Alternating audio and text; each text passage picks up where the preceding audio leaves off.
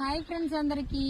మేమైతే ఈరోజు ముద్దపప్పు తింటున్నాం. ముద్దపప్పు కాదు ఇది, గింజల పప్పు.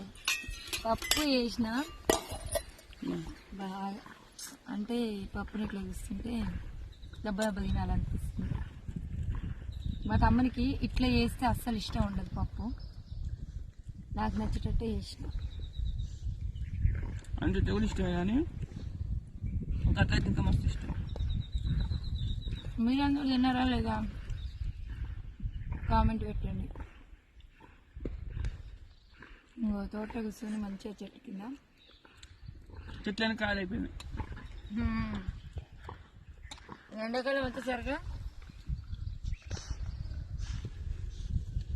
ఎట్టుందిరా నా పప్పు?